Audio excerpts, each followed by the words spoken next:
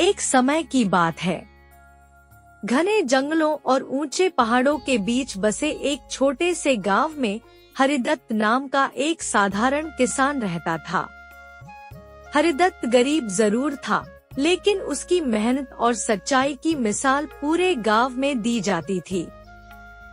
उसका छोटा सा परिवार था, उसकी पत्नी कमला और उसकी बेटी गौरी। हरिदत्त की सुबह सूरज निकलने से पहले हो जाती थी।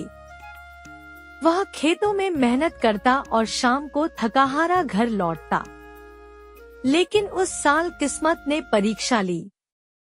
बारिश नहीं हुई, फसल सूख गई और उसी बीच गौरी गंभीर रूप से बीमार पड़ गई।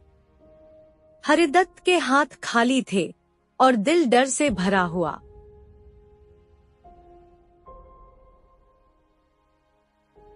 मजबूरी में वह गांव के व्यापारी भैरव सेठ के पास गया। पैसे चाहिए तो खेत गिरवी रख दो। सेठ जी, खेती ही मेरी पहचान है। भैरव सेठ ने कोई दया नहीं दिखाई।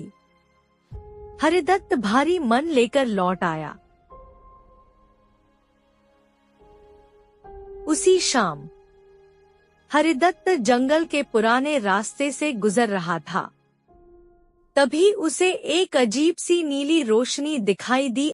जो धरती का सम्मान करता है, धरती उसे कभी खाली हाथ नहीं लौटाती। आवाज आते ही वह रोशनी गायब हो गई। हरिदत्त समझ नहीं पाया कि यह सपना था या सच्चाई। अगले दिन वह उसी दिशा में चल पड़ा। रास्ता कठिन था, लेकिन मन में उम्मीद थी। और तभी उसने देखा एक अनोखा पेड़, जिसके पत्ते नीले रंग में चमक रहे थे। उसने डरते हुए एक पत्ता तोड़ा। पत्ता चांदी की तरह चमक उठा। बाजार में उस पत्ते को देखकर सब हैरान रह गए। ये बहुत कीमती है। इसकी कीमत आम इंसान सोच भी नहीं सकता। तभी ज्वेलर हरिदत्त को पैसे की थैली देता है। हरिदत्त ने उन पैसों से सबसे पहले अपनी बेटी का इलाज कराया। उसने सेठ का कर्ज चुकाया और अपना खेत बचा लिया। हरिदत्त की किस्मत बदल रही थी, लेकिन हर नजर शुभ नहीं थी। गांव का युवक माधव कई दिनों से हरिदत्त पर नजर रखे हुए था। ना खेत बढ़े, ना मेहनत बदली, फिर अचानक इतना धन कैसे? आज पता लगाकर ही रहूंगा कि इसका राज क्या है।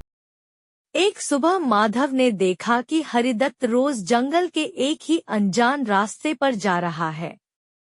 उस दिन माधव चुपचाप उसके पीछे चल पड़ा। आज पता लगाकर ही रहूंगा कि इसका राज क्या है। घने जंगल के भीतर जब हरिदत्त पेड़ के पास रुका, माधव झाड़ियों के पीछे छिप गया। उसने देखा नीले पत्तों वाला अनोखा पेड़। एक पत्ते से इतना धन, अगर पूरा पेड़ मेरा हो जाए तो? अगर पूरा पेड़ काट लिया तो मैं राजा बन जाऊंगा। अगले दिन माधव पेड़ के पास जाता है।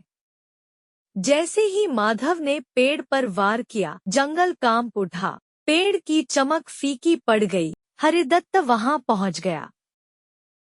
यह पेड़ लालच के लिए नहीं, ईमानदारी के लिए है। मुझसे गलती हो गई, मुझे माफ कर दो। हरिदत्त ने पेड़ से कभी जरूरत से ज्यादा नहीं लिया और गांव फिर से खुशहाल हो गया।